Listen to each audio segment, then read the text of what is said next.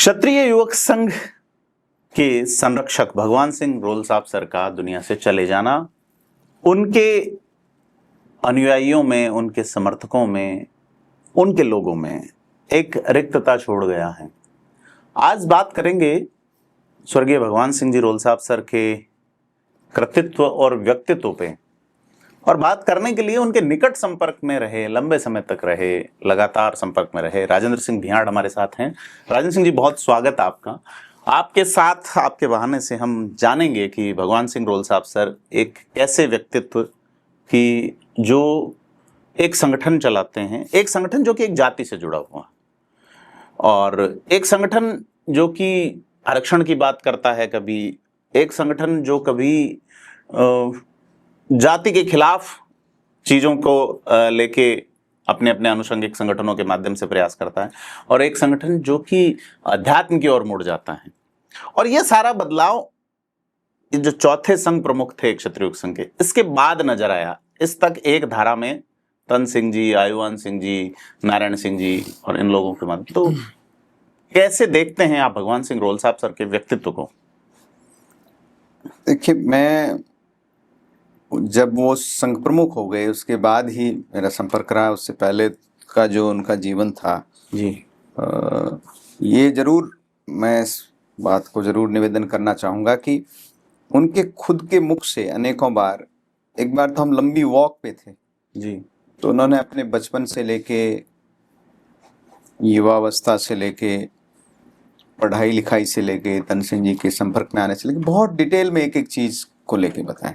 लेकिन अभी मैं आपके प्रश्न पर रहता हूं कि आपने कहा कि इतना सारा ट्रांसफॉर्मेशन, अलग अलग चीजें आ गई। नहीं, मैं शुरुआत से जानना चाहूंगा आपके अनुभव, आप संपर्क में आए, कैसे देखते हैं एक पर्सन को, एक पर्सनालिटी के तौर पे?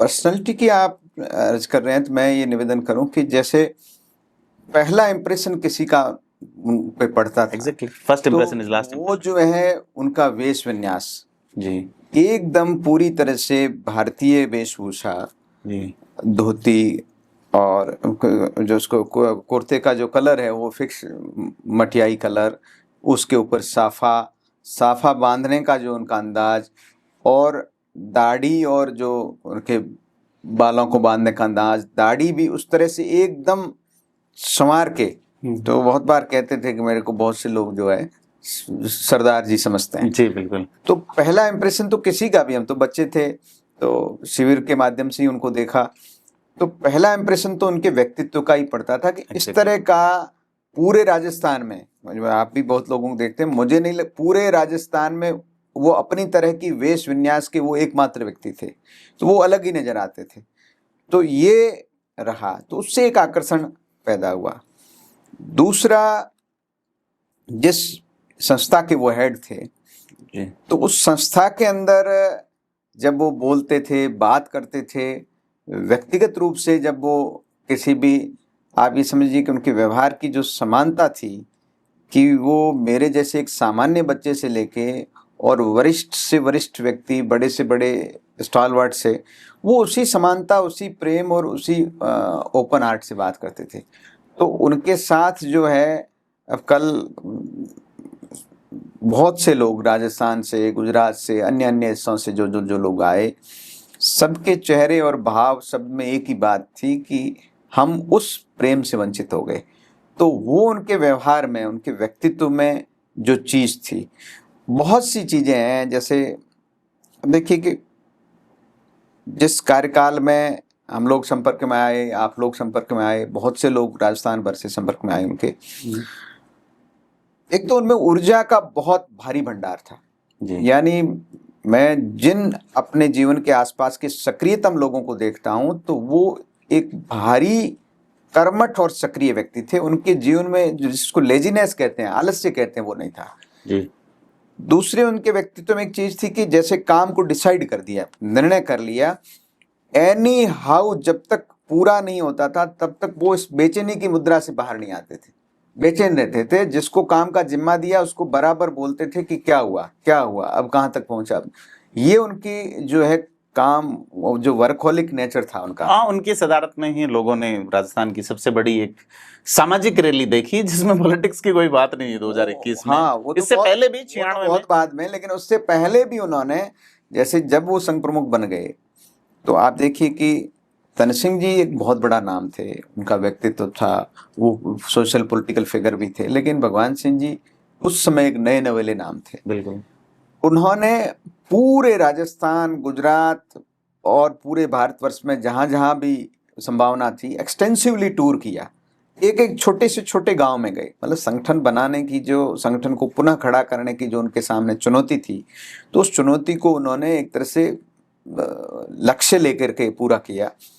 तो एक भारी एनर्जी, भारी चीजों को करने की क्षमता। आप देखिए आज क्षत्रिय युग संघ का हमको इतना इंफ्रा नजर आता है।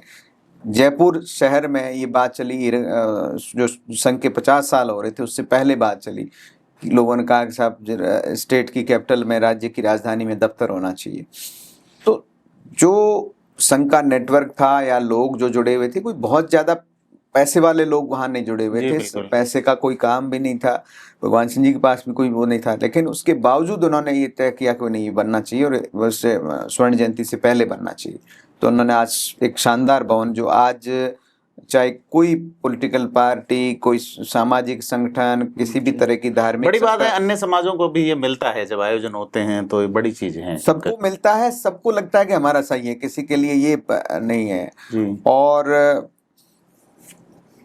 एकमात्र व्यक्ति थे राजस्थान के एक संघ शक्ति भवन में जिनका बैठना था, जिनके पास किसी भी पॉलिटिकल कलर का व्यक्ति, किसी भी राजनीतिक दल से जुड़ा हुआ व्यक्ति समान रूप से, मुझे आप दूसरा नाम बता दीजिए इस राजस्थान की धरती पे जिसमें सभी राजनीतिक दलों के लोग जिसके पास समान रूप से जाकर के और वही प्रेम भाव महसूस करते थे। यानी वो एक, चाहे कोई संस्था हो, अलग अलग जातियों में काम करने वाली संस्थाएं हो, अलग अलग धर्म का काम करने वाली संस्थाएं हो, तो एक तरह से वो सामाजिक राजनीतिक समन्वय का एक केंद्र थे। जी, ठीक है, ये जी हाँ। तो उसके साथ एक चीज जो बदली हुई नजर आई और दूसरे संगठनों में भी लगातार नजर नहीं आई कि अपने जीवित रहते हुए, अपने स्वस्थ रहते हुए, अपने सक्रिय रहते हुए अपने सहयोगी को आगे बढ़ाने का भाव जो है वो, आजकल तो सामाजिक संगठन में आपको कोई पद मिल गया तो आप छोड़ते नहीं हैं, और जैसे ही आपको छुड़वाया जाता है आप नया संगठन बना लेते हैं। यहाँ ये है कि आप रहते हुए ही, जैसे उन्होंने अपने ये सवाल मैंने उनको दिल्ली में भी पूछा था जब तन सिंह जयंती का कार्यक्रम था, तो जिस तरह से उन्होंने लक्ष्मण सिंह बेड़ांगावास को नया संघ प्रमुख बनाया, तो यह चीज भी नजर नहीं आती। जैसे आपने बात की कि वेशभूषा वाली बात, और जैसे सर्व सामाजिक और सर्व राजनीतिक लोगों के साथ उपलब्धता वाली बात। तीसरी चीज ये भी एक अनूठी है, आप कैसे देखते हैं इसको? नहीं, बात ठीक कह रहे हो, ये दुनिया को तो अनूठी लगती है। जो क्षत्रिय युवक संघ को समझते हैं, जो तन सिंह जी के मेथड को समझते हैं, तो वहाँ कोई भी जो पद है वो एक तरह से दायित्व की तरह से, आप देखेंगे कि वो जब संघ प्रमुख थे और पूरा राजस्थान, गुजरात और उत्तरी भारत में तो उनकी बड़ी फॉलोइंग थी। ऐसा अनेकों बार अपन ने देखा है आंखों से कि वो लाखों की रैली संबोधित करके आए हैं, संघ शक्ति भवन आए, वहाँ सामान्य स्वयंसेवक भोजन बनाने का काम कर रहे हैं, तो वो भी उनके साथ लग गए, सब्जी काट रहे हैं, लहसुन छील रहे हैं। यानी पद को लेके वो इस तरह से नहीं थे। एक तरफ खूब बड़े बड़े पॉलिटिकल लोग आ रहे हैं तो वो अपने सहज वे में वैसे ही सब अपने हाथ से वो काम करते हुए उनसे मिल रहे हैं। तो अब वो विनोदी बहुत थे, हम थोड़े मुंह लगे हुए थे, कई बार ये बात भी चली, तो हमने कहा कि वो गांधी जी के पास कोई मिलने जाता था तो वो अपनी बकरी की सेवा के टाइम वो बकरी पकड़ लेते थे, तो आप जो है इस रसोई को नहीं छोड़ रहे हैं। उनको रसोई से बात याद है, उनको कुछ भी चीज बना के खिलाने का बहुत शौक था, तो विशेष करके आज सब्जियां जो बनाने का उनके, मतलब इसमें भी वो थे कि भाई बहुत, मतलब कई बड़े बड़े लोग जो है वो कई बार मेहमान उनके होते थे तो वो कहते कि मैं अपने हाथ से आपको, ये उनको रुचि थी, बहुत ज्यादा रुचि थी कि भाई इस तरह से मैं बना के खिलाऊं। खूब लोगों को खाना खिलाने में उनकी बहुत रुचि थी। एक किसी भी बड़े आदमी को आप जो है प्रेस बयानों से या उसके भाषण से नहीं नाप सकते। बड़े आदमी का बड़प्पन दिखता है उसके छोटे छोटे व्यवहारों में। ठीक है, तो वो व्यवहार उनमें था। आप देखो कि मतलब जीवन में एक कथनी करनी का जो सामंजस्य होता है, उन्होंने लगातार सबको वो कहते थे कि अपनी डेली डायरी मेंटेन करो, तो बड़े लोग कहते हैं, लेकिन वो खुद अपनी डेली डायरी लिखते थे।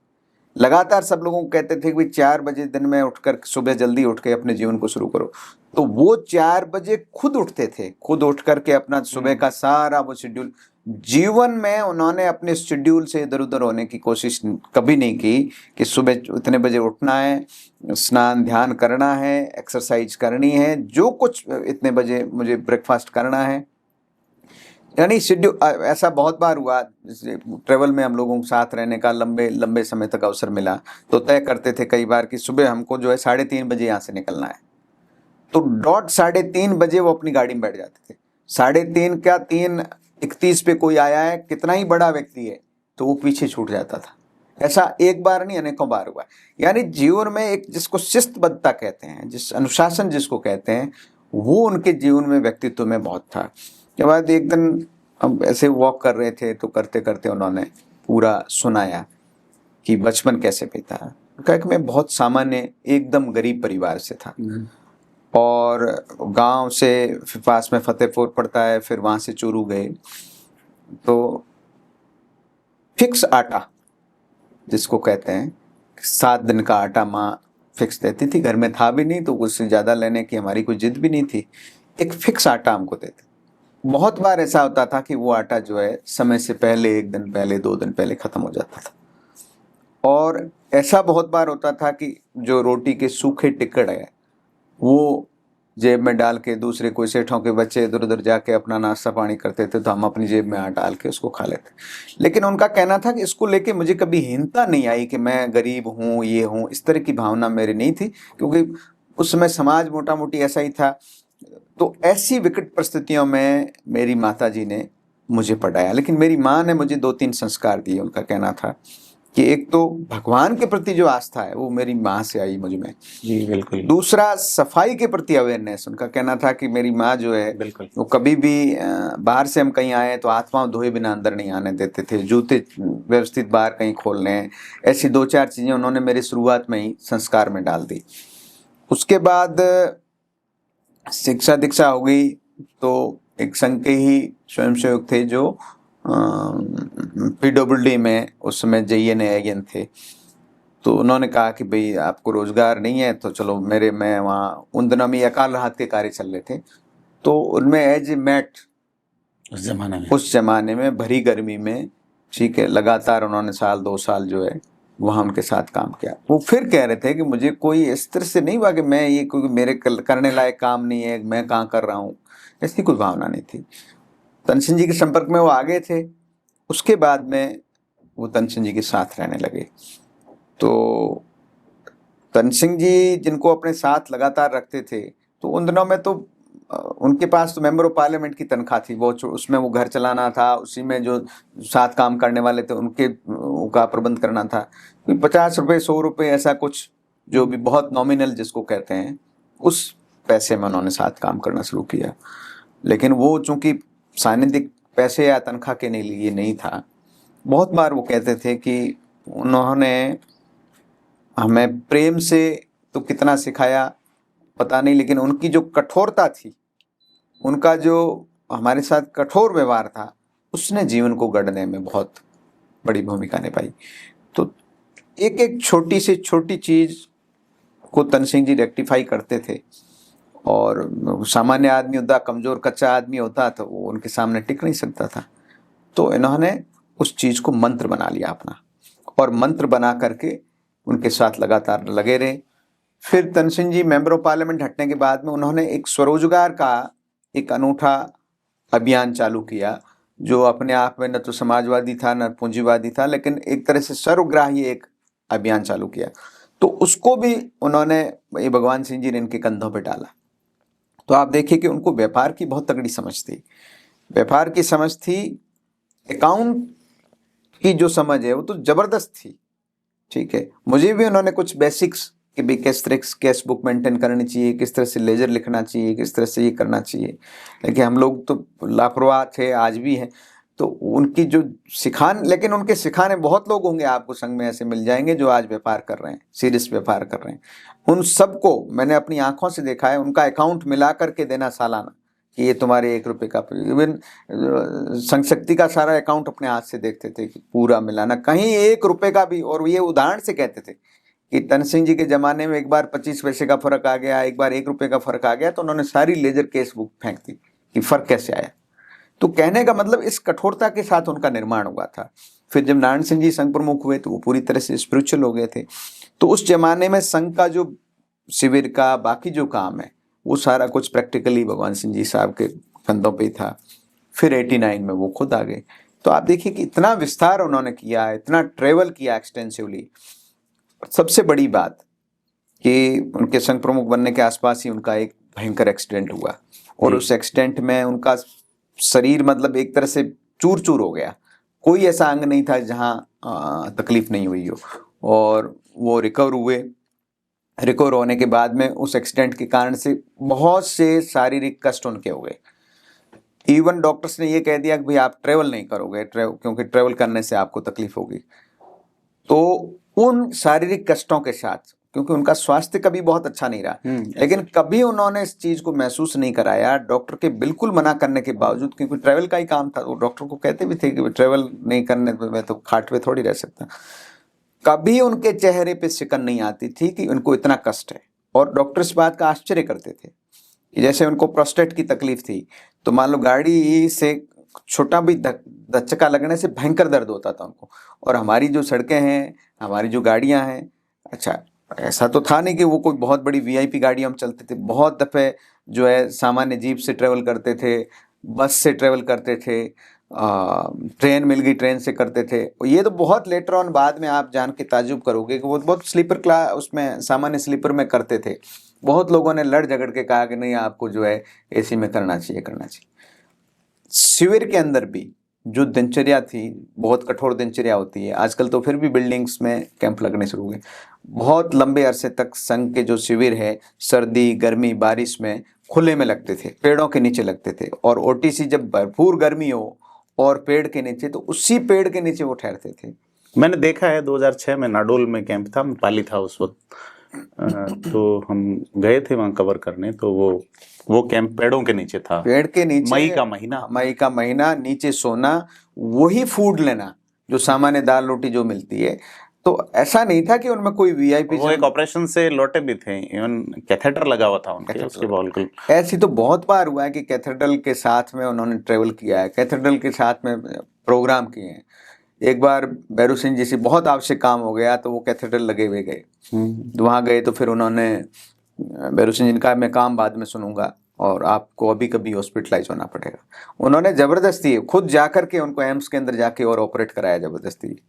तो कहने का मतलब है कि विषम से विषम परिस्थिति, शारीरिक कष्ट से विषम परिस्थिति तो कुछ नहीं हो सकती।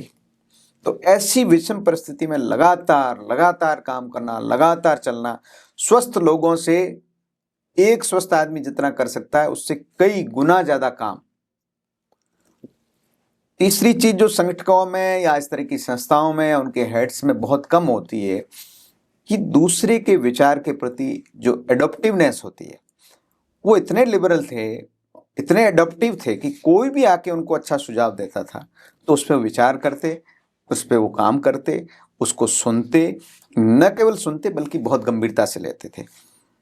तीसरी चीज एक उनका ये भी था, कई बार बहुत उनका तकिया कलाम था कि सामान्यतः क्या होता है कि जो सामाजिक संस्थाएं चलाते हैं, सुधार अभियान चलाते हैं, उनके पास बहुत लोग आते हैं जो हमारी तरह से निकम्मे लोग होते हैं। वो कहते हैं साहब हमको ऐसे करना चाहिए, वैसे करना चाहिए। सजेशन तो उनका था, वो सजेशन बॉक्स के बिल्कुल खिलाफ थे। तो वो कहते थे कि नहीं ऐसा है कि करना चाहिए, बिल्कुल करना चाहिए।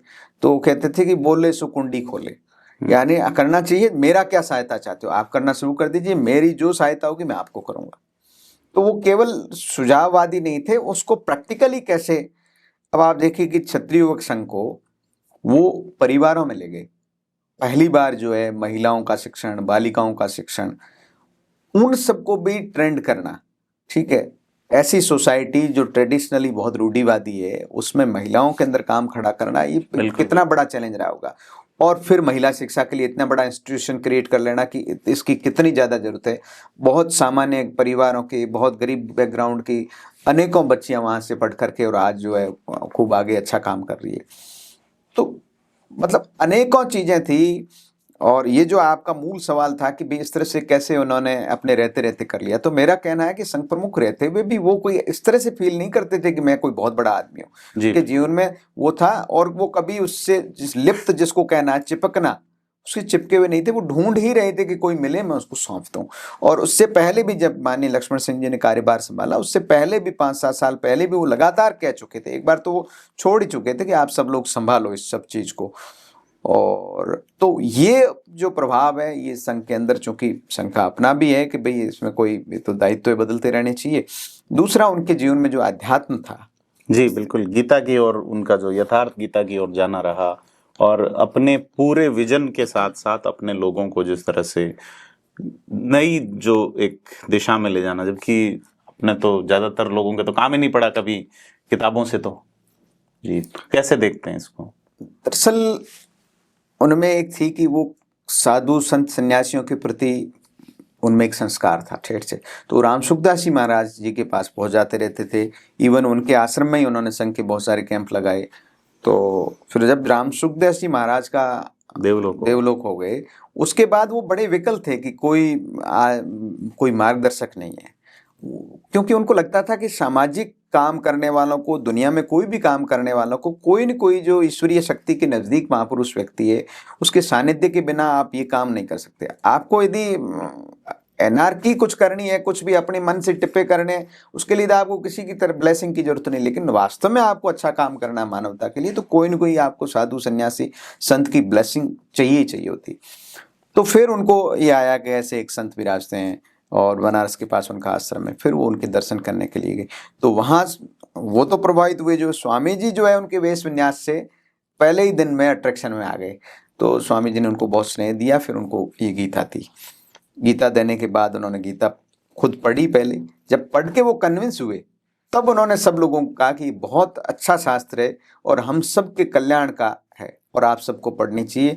और वो इस बात को इंश्योर मतलब करवाते थे कि भी पढ़ के ही आना है, नेक्स्ट कैंप में आना तो पढ़ के आओगे, मेरे पास मिलने आओगे तो पढ़ के आओगे। और फिर उन्होंने अभियान के रूप में ले लिया। एक बार तो हम लोग 35 दिन की इंडो पाक बॉर्डर पे एक यात्रा निकाली, समरसता की यात्रा।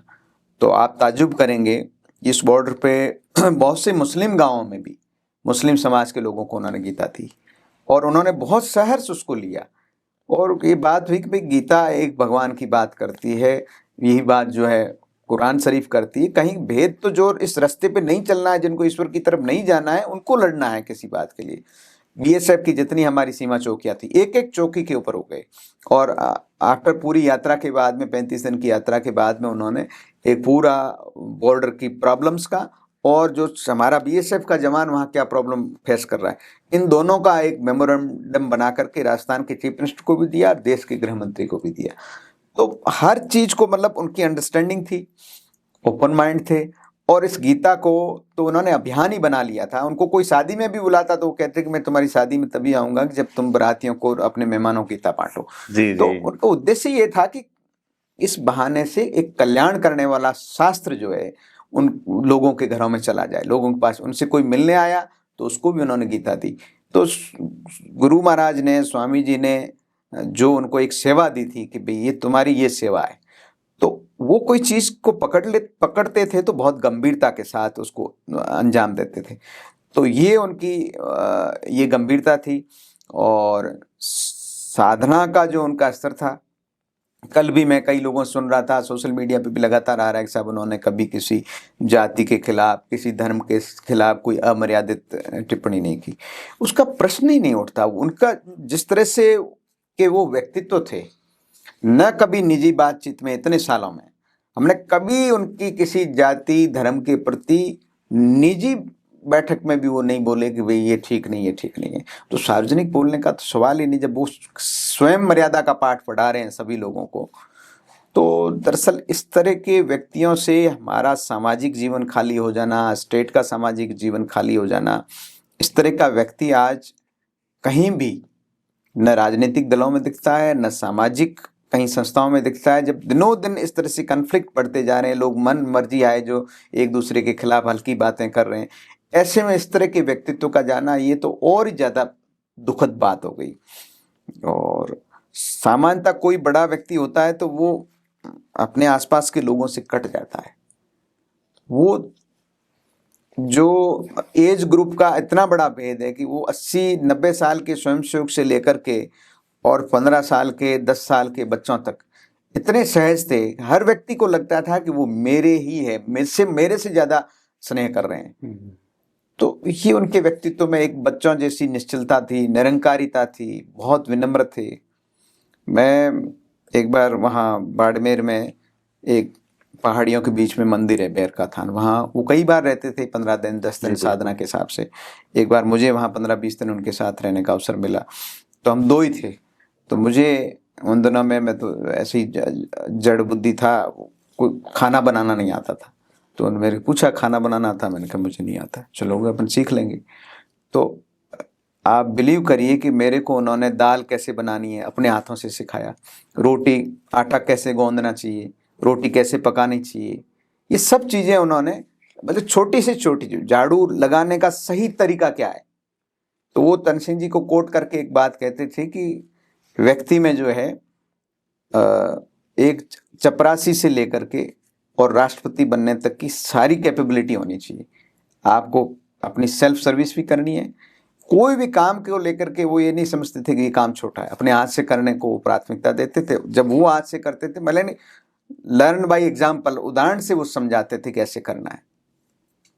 तो बड़ी अब कई इतनी सारी यादें हैं, इतना सारा लंबा व्यक्तित्व रहा है और लाखों लोगों को प्रेरणा मिली इनसे। और अब चले जाना एक रिक्तता है, लेकिन बेसिकली एक अच्छी चीज है ये कि परंपरा है, और परंपरा में अगला वो उसी को चुनते हैं जो खुद के जैसे ही होते हैं। कुछ थोड़ी बहुत जो चीजें डालनी होती है तो एक समय देते हैं। तो जिस तरह से तन सिंह जी ने नारायण सिंह जी को दिया, नारायण सिंह जी ने भगवान सिंह जी को दिया, और भगवान सिंह जी ने लक्ष्मण सिंह वेणुगोपाल को दिया है, तो एक माइलस्टोन तो यहाँ खड़ा होता है और एक नई यात्रा की शुरुआत की। और अब आप बदलाव प्रकृति का स्वाभाविक नियम है, और बड़ी जूती में पांव डालना थोड़ा चुनौतीपूर्ण भी होता है, सब बातें होती है। वो अभी इन दिनों में कहते थे लोग, एक बार तो पब्लिकली उन्होंने बोल दिया, सब लोग उनको कहते थे संरक्षक। तो उन्होंने बोला कि मैं तो कोई संरक्षक नहीं हूँ, संरक्षक तो हम सभी का भगवान है। पता नहीं आप मेरे को कैसे। नहीं, वो एक बार मेरी उनसे बात हुई, भगवान वाले शब्द, विनोदी वाली जो बात थी उस पे मैंने कहा साहब आप ये कहते हो कि सबका संरक्षक भगवान है, और लोग आपको ही कहते हैं कि आप भगवान सिंह हो, तो तब से उन्होंने ईश्वर शब्द का इस्तेमाल करना शुरू किया। क्या तो कहने का मतलब उनका ये था, हाँ ये बात सही है, तो क्या संरक्षक तो ईश्वर है। तो वो तो इतना डेडिकेटेड जीवन जीना। आप देखिए कि उनकी पत्नी बीमार रहते थे उस पूरे कालखंड में जी बिल्कुल, उनकी जल्दी डेथ भी हो गई। तो हालांकि उनको संभालने वाले बहुत लोग थे, लेकिन परिवार में और कोई निकटतम लोग नहीं थे जी। तो बड़ी तकलीफ रहती थी हर समय बीमार। उसके बावजूद, उस सारी परिस्थिति के बावजूद जो है उनको संभालना भी, उनको समय देना, और लगातार टूर करना, लगातार शिविर करना, लगातार टूर करना, लगातार कार्यक्रम करना, तो भी बड़ी चुनौती होती। खुद की शारीरिक परिस्थितियां, खुद की पारिवारिक परिस्थितियां, लोगों का ज्यादातर रोना तो यही तो होता है कि मेरे परिवार में ये है, मेरे ये है। उन सब चीजों को, उन सब चुनौतियों के बावजूद जो है उन्होंने इस तरह से एक काम को बड़े ढंग से खड़ा किया। तो नए किसी भी आने वाले के लिए एक बड़ी चुनौती होती उसी तरह का सक्रिय जीवन जीना, क्योंकि हर व्यक्ति की एक अलग अलग क्षमता भी होती है। नहीं, बल्कि दूसरी चीज ये भी तो है कि वो एक्सीडेंटली, नया व्यक्ति एक्सीडेंटली भी नहीं आया, उनका आए एक हाँ, वो पूरा ग्रूम होके आए, उनके आंखों के सामने उनकी ग्रूमिंग हुई। और हम बहुत बार देखते थे कि वो उनको जो है लक्ष्मण सिंह जी को छोटी छोटी चीजों के बारे में वो कभी बताएंगे, आपको उनसे ही पूछना चाहिए। तो वो एक एक चीज को लर्न कराया है, एक एक चीज के बारे में उनके सानिध्य में उन्होंने चीजें सीखी है। तो मैं नहीं समझता कि उनकी जो देवी इतनी सारी ब्लेसिंग्स, इतनी सारी इंस्ट्रक्शंस हो कोई बेकार जाने का प्रश्न नहीं। लेकिन ये है कि आज की तारीख में तो आज हम बड़ा सुनने देखते हैं। कल बहुत से पॉलिटिकल लोग भी, अलग अलग जो पॉलिटिकल कलर के आए, उनका भी यही कहना था कि अब यहाँ किसके पास आएंगे। तो ये एक बड़ा यहाँ से प्रश्न चिन्ह खड़ा होता है, क्योंकि उनको लगता था कि वहाँ हमारा अपनापन है उनके साथ में। और बड़ा व्यक्तित्व था तो निश्चित तौर पर बाकी लोग अपने आप को पीछे रखते थे, लेकिन अब दायित्व आया तो वही एड्रेस करेंगे सभी को, जी इसमें बिल्कुल कोई बात बिल्कुल। नहीं। ये तो आना और जाना दुनिया का धारा है, नियम है। बिल्कुल है। और आप देखो इतना काम खड़ा करने के बाद, इतने बड़े व्यक्ति होने के बाद, वो ये जो प्रेस फ्रेंडली लोग होते हैं वो वैसे नहीं थे। तो न तो उन्होंने कभी अपनी, अब हम जबरदस्ती बीच में कई बार कई सालों पहले उनकी प्रेस कॉन्फ्रेंस वगैरह करवाते थे, तो उनको कोई रुचि नहीं थी इन सब चीज, इस बात में कतई रुचि नहीं थी कि हमारा कोई बयान छपे, कोई बयान रिकॉर्ड हो जाए, ये हो जाए, इसमें कोई, तो वो कोई मीडिया फ्रेंडली भी नहीं थे। जो काम करते थे उसके बारे में कभी नहीं बताते थे।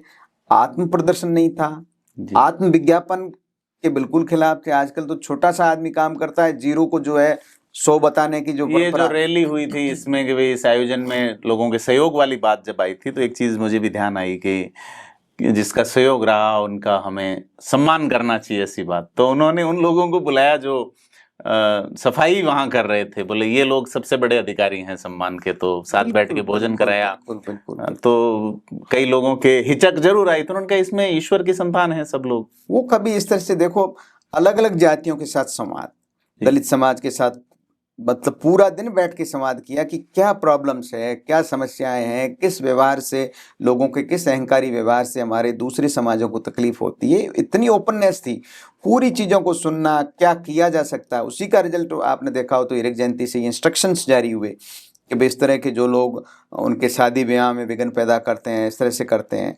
और वो एक नारा दे रहे थे लगातार, जो अभी 2 दिन से खूब चल रहा है, इन दिनों में ट्रेंड भी हो रहा है, कि भाई हमारा उद्देश्य तो केवल जियो और जीने दो नहीं, खुद मर के भी दूसरे के जीने के हक की सुरक्षा करो। इस लेवल तक यदि हम जाते हैं तब अपने आप को क्षत्रिय कहलाने के। और संस्थाएं, चाहे वो जातीय संस्था हो, सामाजिक संस्था हो, संस्थाओं का सामान्य उद्देश्य यही होता है कि भाई कोई न कोई प्राप्ति, हमें ये अधिकार मिलना चाहिए जी। तो वो हमेशा कहते थे कि हम अधिकार प्राप्ति का गिरोह नहीं है, इस देश के प्रति, मानवता के प्रति, समाजों के प्रति हमारी ड्यूटी क्या है, ये तन सिंह जी से हमने सीखा, उसको हम आगे। तो इस तरह के लोगों का जाना, एक तरह से ये लैंग्वेज हमारे सार्वजनिक जीवन से चली गई कि दूसरे के लिए हमको जीना है। इस भाषा को बोलने वाला व्यक्ति आज मुझे कहीं नहीं दिखता। तो बड़ी लंबी बातचीत राजेंद्र सिंह जी से हुई। भगवान सिंह रोल साहब सर का चले जाना एक शून्य, एक रिक्तता छोड़ जाता है। कैसे यह रिक्तता पूरी होगी? वक्त कभी भी नहीं रुकता, किसी के लिए नहीं रुकता। यह चीज़ें अविसंभावी जो चीज़ें हैं वो होनी है, होंगी। कैसे मुकम्मल होगी, वक्त पे नज़र बनी रहेगी। आप जुड़े रहिए थिंक 360 के साथ। और आपको कौन सी बात सबसे अच्छी लगी कमेंट करके बताएं। धन्यवाद।